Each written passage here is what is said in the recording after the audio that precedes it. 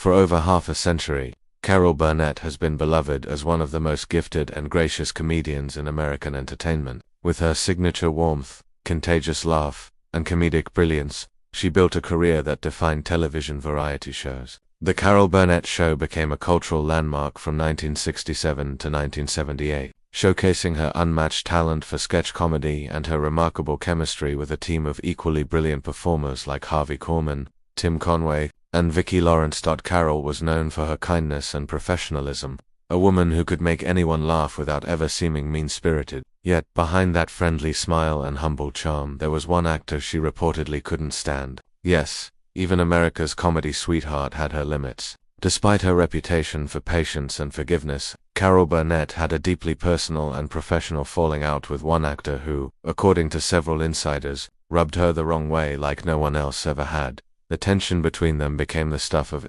Hollywood legend whispered about behind the scenes and occasionally hinted at in interviews. But who was the actor that Carol Burnett truly hated more than anyone else? And what really happened to cause such lasting animosity? Let's unravel the story, the rise of Carol's career, the clash that changed her view of a fellow performer, and the shocking truth behind one of television's most unexpected rivalries, the Queen of Comedy. Before we dive into the feud, it's important to understand who Carol Burnett was and why she meant so much to audiences.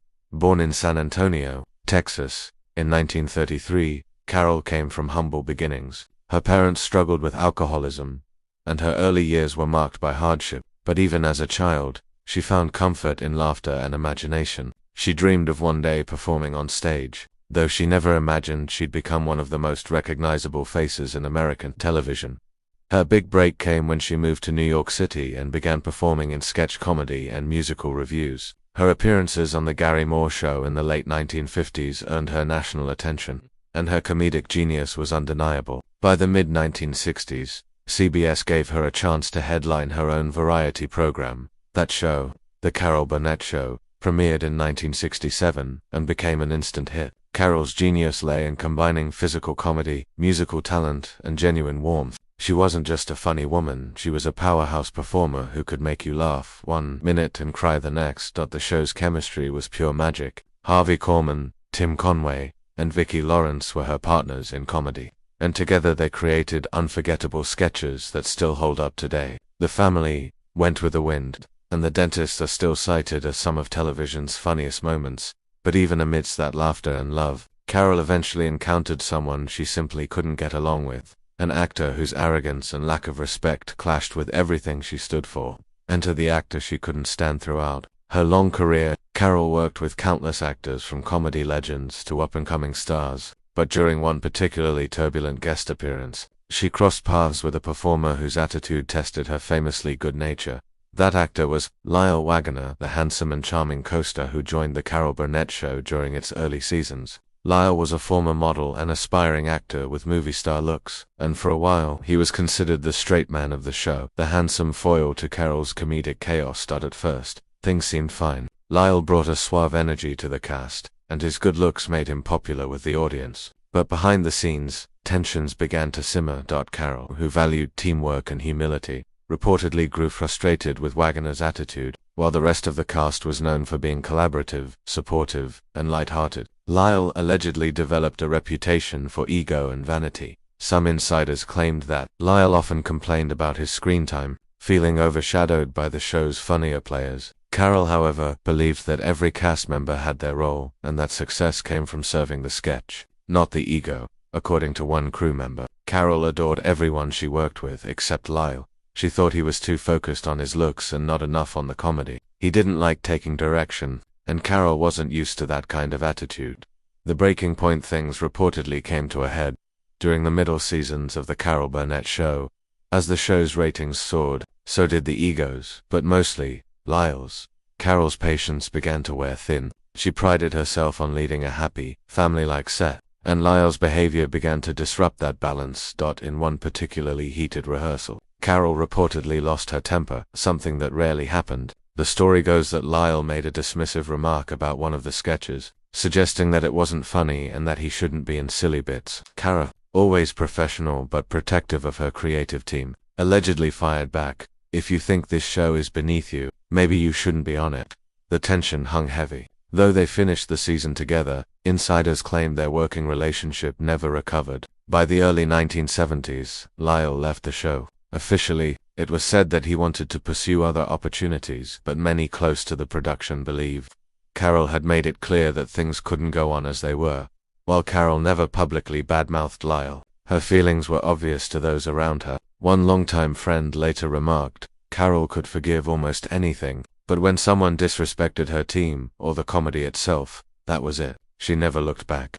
Lyle's post-show career. After leaving the Carol Burnett Show, Lyle Waggoner went on to star in the hit TV series Wonder Woman alongside Linda Carter, where he played Steve Trevor. He later shifted into business, founding a company that provided motorhomes for film and television productions, a venture that became surprisingly successful.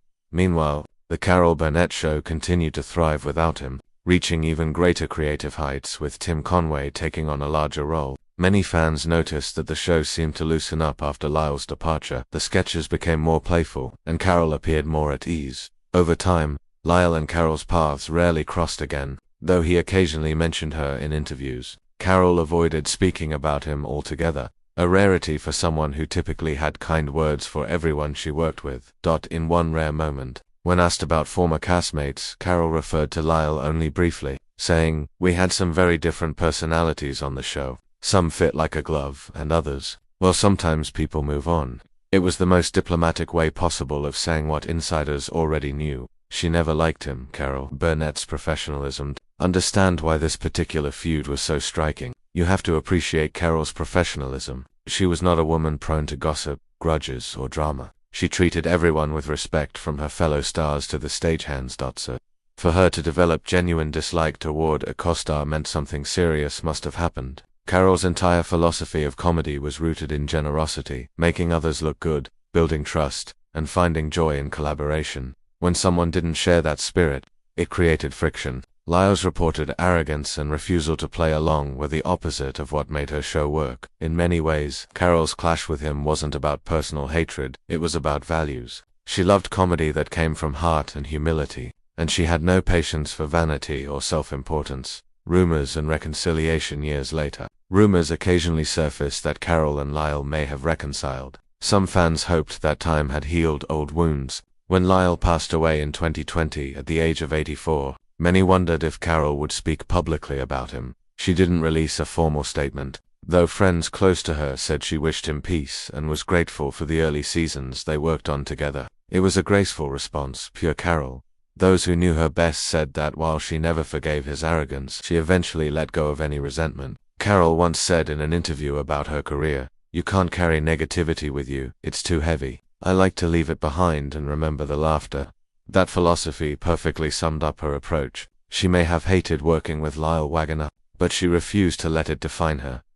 Lessons from the feud. The story of Carol Burnett's least favorite co-star offers a glimpse into the delicate balance of comedy, ego, and teamwork. Television variety shows, especially in the 1960s and 70s, were massive productions requiring cooperation, trust, and timing. One person's ego could throw off the entire rhythm. For Carol, maintaining harmony among her cast was essential. Her genius wasn't just in her performance, it was in her leadership. She ran her show like a family, fostering creativity and kindness. Lyle's presence, though brief, reminded her and others that talent means little without humility.